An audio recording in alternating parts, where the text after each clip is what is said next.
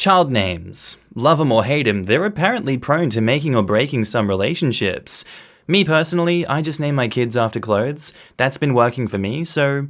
G'day there guys, it's your main man Markee and welcome back to another episode of r/AmITheA. Now if the like button has been telling you, no, we're not going to name our kid Patricia, and then you get into a really big argument about that, I want you to tap that like button once, not twice, sit back, relax, chuck a prawn to the barbie, and get ready for today's bloody good episode.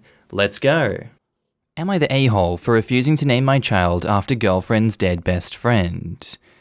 So me and my girlfriend are having our first baby together, and since we found out it's a girl, we've been thinking of baby names, or at least I have. She's basically decided on the name of her best friend who died years ago, Hannah. I don't have anything against the name Hannah. The problem is I'm a Brit living in America, and part of my accent is I don't pronounce H's. So if we call our daughter Hannah, or even shorten it to Han, one parent and half her family, mine are back home, are going to basically call her Anna or Anne. As a result, I've tried to put a blanket ban on names where H's and T's and things like that are prominent, especially if me saying them sounds like I'm pronouncing a different name. So like Holly would sound like Ollie, short for Oliver from me. I know this name means a lot to my girlfriend, she's dead set on it, and I can't change her mind, but I feel like my reasons are good ones. I don't have any other reason not to like the name Hannah. I've tried to make the point that if a parent had a speech impediment, you wouldn't force a name they couldn't say. And if parents came from different ethnic backgrounds, you'd have to settle on a name that both parents could pronounce. But she doesn't care. She just keeps saying she's honoring her best friend, and if it was a boy, she would have given me total control of the names. Which is a crock of crap, but even if it is true, I'd still take her opinion into account. I can't talk to other people about this either because we've already agreed to keep the name we chose a secret. Hence, internet strangers, am I the a-hole for banning names which include one incredibly sentimental to my girlfriend? OP has offered the following explanation for why they think they might be the a-hole. I know the name is incredibly sentimental and important to my girlfriend, but I have not said no for arbitrary, or in my opinion, petty reasons. I want to know if I'm being completely unreasonable, or if I should expect to be able to properly pronounce my daughter's name. I'm kind of on the fence with this one, and the main reason being, it doesn't sound like she's being malleable with what we're going to name the child in this instance. I'm getting the vibe that whatever name he brings to the table, she's gonna say, no, I want Hannah. Okay, love, maybe we name her Isabella. No, I want Hannah. Maybe we name our child Trousers. Will that help? No, I want Hannah. That's the vibe I'm getting. Maybe it's different for you guys. I agree that this shouldn't be a unilateral decision, that this should be more talked through, and I don't think that we can weigh in too heavily on that. The counter-argument that puts me on OP's partner's side here, though, is that you can learn to pronounce an H. Your accent and the way you pronounce names is not set in stone, and I'm sure there's plenty of Hannahs in the UK, and people have no problem saying their names. It sounds like you take a no problem, and you make it into a big problem. Therefore, I'm going with you're the a-hole on this one. Now in the comments, SassCat says, not the a-hole. Your logic seems pretty sound to me. Could you compromise and make Hannah her middle name? Still honoring her friend. I agree giving her a name that you can't pronounce is just going to be confusing for people. No, it really isn't. I'm a Brit, and his logic is ridiculous. I know plenty of people with H starting names, and they have zero issues, no matter the accent. Helen, Harry, Hugo, Hallie. Honestly, I don't know what the hell OP's on about. OP, you're the a-hole. There is clearly a reason that you don't want the name Hannah, but your accent is not it. What? And because you know a lot of people without any problem pronouncing H means that OP is full of bullcrap? Not being able to pronounce a letter is a speech impediment, not an accent. Even if it's a speech impediment and not an accent, I think it's 100% valid to not want you to give your kid a name that you can't pronounce comfortably. Doodles 2019 says, you're the a-hole. I'm British, and whilst some people do drop their H's, no one seems to have an issue with actual people's names. Also British, never heard of anyone having an actual issue pronouncing the name Anna. Also the UK, and one of my closest British friends is named Hannah, and absolutely nobody has a problem pronouncing her name. Come on, bud. That excuse is flimsy at best. Yes, I understand your family and you having an accent, but I'm sure you're also capable of saying H if you make the effort. Your accent doesn't limit your ability to form words if you consciously make the effort to say it properly. You just don't want the hassle of asking if your family has to say it properly. It's not they can't say Hannah if they tried. However, I also appreciate you don't want to be that dad telling everyone to say the name properly. Weak excuse, but I do understand the hassle that it could cause that you don't want. All that said, you realize you have an input in the name too. Just because your girlfriend wants to remember her best friend shouldn't negate you from the process. Also, you want your daughter to be born her own person, not a tribute to a deceased friend. Could you not put Hannah as the middle name? It won't cause your family the speech issues, and your girlfriend still gets to remember her friend. Info. Have you counter-offered with giving your daughter Hannah as a middle name? This way she still feels like she's honoring her best friend's memory, and your family can still pronounce your daughter's first name without shortening or changing it. And OP replies, I suggested a couple of times but gave up fairly quickly as she kept saying that it wouldn't really be honoring her friend to put her name second like an afterthought. So I figured I wasn't going to have much better luck with that argument. How about how your daughter could feel having the name of someone she never met and trying to live up to that reputation in her mother's mind? It's better to give the hand-me-down/honorific name in the middle and give her an original name of her own to go by every day. Our next post is by user CuteCap8775, titled, Am I the a-hole for uninviting my mum to my wedding? Now, I feel like my parents are being kind of hypocritical for getting mad at me for standing up for my fiancé because they always taught me that marriage comes before everything. And I know 100% my mum loves my dad more than me, so I don't really get the issue. Anyway, I got engaged about a year ago to Samantha, and we're getting married in July. I don't think my mum likes Samantha very much, but she's never done anything. She has started to pull away and invite us over less. They had one little tiff over Samantha telling my mum that the way she talks sets women back. Massive princess complex, demands to be catered to, etc. My mum implied that Samantha wasn't pretty, but my dad and I separated them pretty fast. So for the main conflict, my cousin told me that my mum had been crying to an aunt about not being happy that we're getting married. She said she feels like she now has to see Samantha every time she wants to do something as a family, which is why she hasn't been hosting stuff anymore. She gave the example about how she wanted to invite us all on a vacation, but didn't want to invite Samantha, knew that wasn't an option, so she just didn't invite me or my siblings. They have partners too, but she's cool with them. My aunt told her that was stupid and she should invite my siblings and not me. My aunt is kind of a tramp and just does what she wants anyway.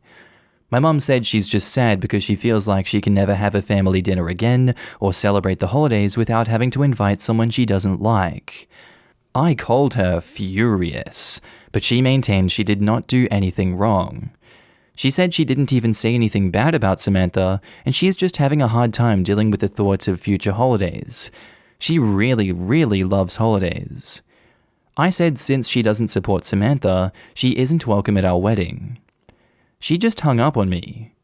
I also uninvited my aunt for saying my mum should exclude us, but I don't think my aunt was coming. I called my dad just to see if he would still be coming, and he told me to never effing call his number again. Now everyone is telling me that I am an a-hole, and what my mum said wasn't that bad. I feel good about standing by Samantha, but my siblings both pulled out on coming, and even my friends who don't know my mum think I overreacted.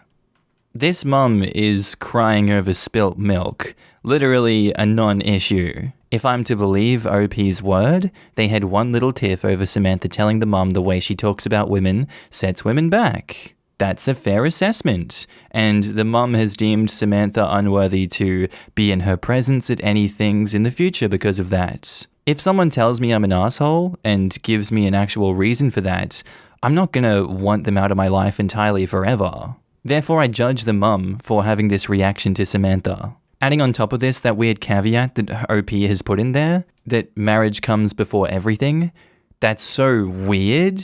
And is that what you're trying to base this story off of as well? That your marriage to Samantha comes before the rest of your family? To me, that's on the same level as, some people just don't like what I say because I'm brutally honest. That doesn't set the right tone for this story in my mind. I think the mum is overreacting to Samantha in this story, and I think you are overreacting by saying your mum wasn't welcome at your wedding.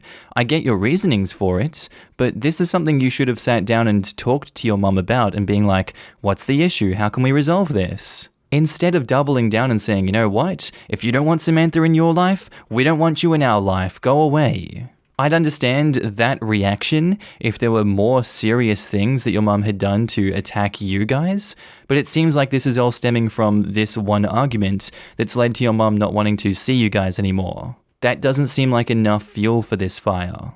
The rest of your family seems to think the same, and your friends who don't even know your mum. So obviously, there's a disparity here, and I think everyone sucks here. Now in the comments, Pink Gem says, I mean, honestly, yeah. I also think you overreacted. What did she say? That she doesn't want to spend time with someone she doesn't like? To her sister? Like, that really isn't bad, no. It's truthful and it hurts, and it would have been crappy if she said it to Samantha's face, but she didn't. She vented to someone, and then your cousin turned around and told it to you to start drama. Your cousin is the real a-hole in this situation for doing that. This is the only valid reply. Nothing good was to come from your cousin stirring the pot. Now, Samantha's comment might have been inappropriate. Without knowing what she was responding to, I couldn't say. But it sounds to me like everyone's overreacting, which often points to a deeper issue that's been undealt with. It sounds to me like this is a divide that was in the making for a while. OP's mum has always made it clear that she loves her husband more than her son. She demands to be catered to. Mum sounds like an exhausting piece of work. No, the fiancé thinks she demands to be catered to, which is very different than she demands to be catered to. Thoth says, everyone sucks here. Obviously your mum and your aunt, but Samantha telling your mum that the way she talks sets women back? What the hell? That's a bizarre way to police another woman's behavior, and weird to say your mum has a princess complex. Don't expect your father to come to your wedding if his wife is not invited. That just ain't how it works. Exactly. What was Samantha hoping to accomplish by saying such a thing to her soon-to-be mother-in-law? Was she expecting a thank you? Also, the post doesn't specify, but I wonder if the princess complex is the dynamic between the mother-in-law and father-in-law. And if so, why would OP expect his father to attend his wedding when his father's princess wife has been excluded? OP mentions that his mother began pulling away from them and inviting them over less months ago, but doesn't mention talking to her about why and possibly trying to find a common ground between her and Samantha. Then OP blows up at her after his cousin runs his mouth about the conversation he overheard. This was just handled poorly all the way round. Everyone sucks here. Maybe Samantha was hoping to isolate OP from his family. If so, mission accomplished. I can see why OP's parents aren't her fans. Our next post is by user lowbet3458, titled, Am I the a-hole for wanting to uninvite my mother-in-law to my wedding because she didn't invite me to hers? When I met my husband, he was super close to his mum. We have clashing personalities. I've never met someone I just couldn't get along with like this, but I can't stand her and the feeling is mutual. He has tried standing up for me, so she began putting a lot of boundaries up. He asked her to move out, though the agreement was that he could live with her while he was in school. She still paid for his school, but she did not want me visiting her house, so he had to get an apartment. She started to pull away a lot. He told her how much that hurt him, so she made more of an effort, but it was the same crap as before. We can't get along, he tries to stand up for me, her partner tells her it's a toxic relationship and she's so much healthier when she doesn't see us, so mother-in-law went back to low contact. They still talk on the phone and have lunch sometimes, but she doesn't want to see me and is seemingly okay with that, meaning she can only have a surface-level relationship with her son. Mother-in-law got married about a year ago, and we're getting married in a month. I was talking about wedding dresses with mother-in-law's husband's daughter, who was newly engaged, and she said she loves non-white wedding dresses, and mother-in-law had the best wedding look. Mother-in-law immediately made a face like she knew she had been caught. She finally admitted that she had a wedding, about 30 people, and chose not to invite us. My fiancé was like, "Really, Mum?" And she said that she wasn't really sorry, and she would have felt uncomfortable the whole time if I was there, and her husband really did not want us there. I told my fiancé I don't want her at our wedding. She didn't invite us to hers, so it seems fair. He said it's different because hers was more intimate, and ours is going to be big, 120 people. He said we can ignore her, she couldn't really ignore us. I said I feel it's only fair, and he had a little breakdown. He was very emotional and is not ready to talk about it, which I'm trying to respect. I did suggest some type of grief counseling so he can accept he's never going to have his relationship with his mum back, and he agreed that's a good idea. I still just really don't want her there. I felt obligated because she's family, but she did not feel the same obligation. I do worry about the impacts on his mental health though. He misses her so much and it doesn't seem to get better with time. Now in the comments, Don't Trust It says, "Everyone sucks here. Through all the drama with you and mother-in-law, you were still okay to have her at yours and your partner's wedding, not just yours. And it was only when you found out that she had had her wedding without you that you decided you no longer wanted her at yours. That's tit for tat, pal. Playground games.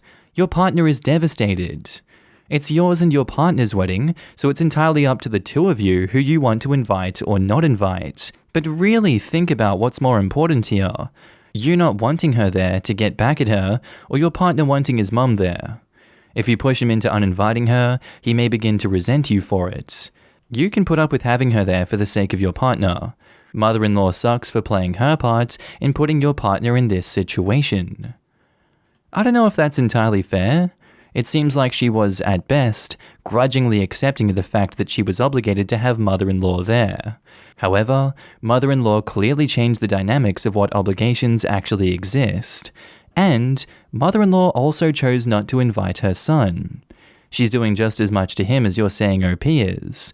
Obviously, it would be better for OP's partner if there wasn't drama, but OP isn't the sole cause of it, and I don't think it's fair to put it all on her. Mother-in-law is being just as difficult. OP said her partner tries standing up for OP, which implies that mother-in-law goes after her, and he's accused of being toxic for doing so. Unfortunately, sometimes this is just how life works out. If OP's partner wants to be with OP, then that clearly means that his relationship with his mum will have to change, and that's a decision that he's also making. Either way, they are all a-holes or none of them are a-holes. But honestly, any am I the a-hole judgment seems besides the point in this case. It's just a crappy situation. And Vroff says, "You're the a-hole." This post and all of your comments are throwing up a huge red flag for me.